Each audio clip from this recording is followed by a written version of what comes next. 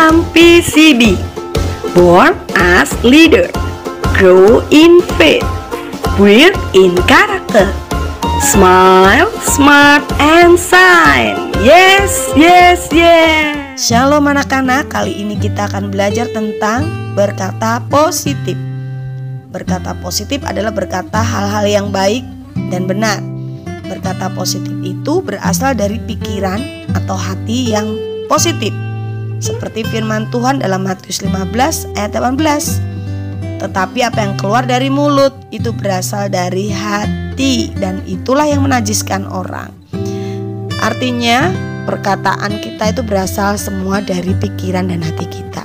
Kalau hati pikiran kita positif, pasti kita akan memilih kata-kata yang positif dan baik.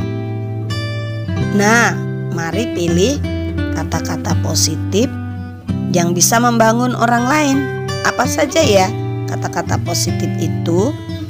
Salah satunya adalah memuji orang lain, menghargai orang lain dengan berkata, "Wah, kamu luar biasa, kamu hebat, karyamu indah sekali ya," dengan memberikan jempol tentunya. Atau kita mengatakan kepada mereka, "Kamu pasti bisa," memberi motivasi supaya teman kita mau melakukan hal yang luar biasa. Memberikan semangat kepada orang lain yang sedang bertanding, lomba, atau mengerjakan sesuatu. Untuk diri kita sendiri kita juga harus berkata positif. Jangan berkata aku tidak bisa, tetapi berkatalah aku pasti bisa. Nah, demikian juga kepada orang lain. Kita juga berkata kamu pasti bisa, kita juga bisa. Nah, apa yang positif, apa yang baik itu akan mempengaruhi, berdampak hal yang baik. Teman kita yang mendengar akan semangat dan mungkin bisa menang dalam pertandingan karena kita memberikan semangat, ya. Nah, ternyata perkataan itu punya kuasa. Seperti kisah Alkitab berikut ini ya. Setelah keluar dari negeri Mesir, bangsa Israel tidak memiliki tempat tinggal. Tuhan berjanji memberikan tanah perjanjian, yaitu Kanaan. Salah satunya yang ada di negeri Kanaan adalah kota Yeriko. Tuhan memerintahkan Musa untuk memilih orang-orang supaya mengintai negeri Kanaan yang akan mereka masuki. Musa pun kemudian melaksanakan perintah Tuhan, memilih 12 orang mewakili 12 suku bangsa Israel untuk menjadi pengintai. Inilah orang-orang yang dipilih oleh Musa. Termasuk di dalamnya ada yang bernama Yosua dan Kaleb. Ke-12 pengintai itu naik di atas gunung. Mereka mengamati keadaan kota Yeriko. Kemudian mereka masuk ke negeri Kanaan. Mereka mengamati. Di daerah itu mereka menemukan hasil pertanian yang luar biasa. Buah-buah anggur yang besar-besar. Tetapi mereka juga melihat penduduk di situ orang-orang yang sangat besar tubuhnya, seperti raksasa, lebih besar dari orang-orang Israel.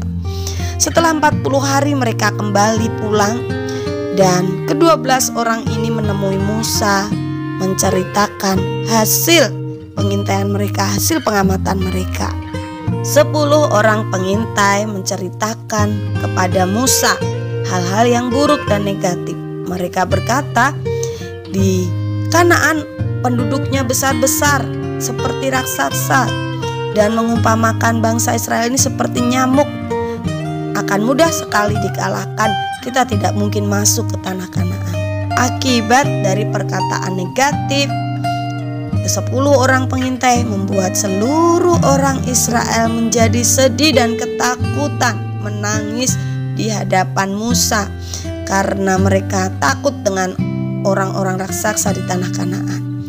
Tetapi ada 2 orang pengintai yang berkata positif, yaitu Kaleb dan Yosua, menceritakan betapa hasil pertanian di sana luar biasa. Tanah itu berlimpah susu dan madu.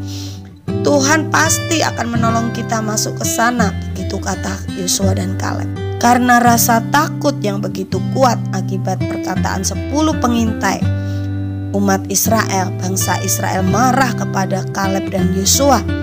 Mereka juga akan melempari Yosua Kaleb dengan batu. Ya, mengerikan ya anak-anak, ternyata perkataan kita itu punya dampak. Bisa membuat orang menjadi sedih karena mendengar perkataan negatif. Perkataan negatif bisa membuat orang menjadi malu karenanya, tidak percaya diri karena perkataan negatif. Bisa juga membuat orang lain ketakutan karena kata-kata yang negatif, kata-kata yang tidak baik. Nah, perkataan kita punya kuasa ternyata. Bisa mengakibatkan hal yang baik atau hal yang buruk. Kita bisa memilih. Nah, pilihlah satu kata positifmu hari ini, karena perkataan kita akan memberkati orang lain.